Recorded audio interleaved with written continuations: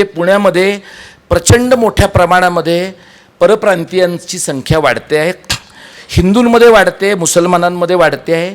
मुसलमानांमधली जी संख्या वाढते आहे ती उत्तर भारतातल्या पायघोळ झगे घालणाऱ्या वहाबी आणि देवबंदी मुसलमानांची वाढते आहे. आणि त्यामुळे इथल्या मशिदीमध्ये नोकऱ्या करणारी पोरं मराठी मुसलमान नाही आहेत. म्हणजे मी हे फक्त युपीतनं स्थलांतर झालं आहे म्हणून तुम्हाला म्हणत नाही.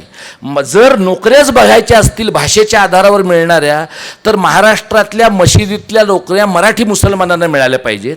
तुम्ही मुंबादेवीला जा, ते तुमच्या अंगचटीला येणारे जे सगळे उत्तर भारतीय पंडे आहेत ते ॲक्च्युली एखाद्या ट्रेनमध्ये बसून माघारी पाठवले पाहिजेत आणि ते रोजगार इथल्या मराठी पोरांना उपलब्ध करून दिले पाहिजेत. म्हणजे भाषेचा धर्माला जिथे छेद जातो आहे तिथे काय होतं आहे, मराठी माणूस गंगा आरतीचं कोऑर्डिनेशन करायला जाऊ शकत नाही आहे, पण गंगा आरती करणारे लोक पार्ट टाईम इकडे येऊन गणपतीच्या पण आरत्या करतायत आणि इथल्या पण लोकांचा रोजगार घेत आहेत.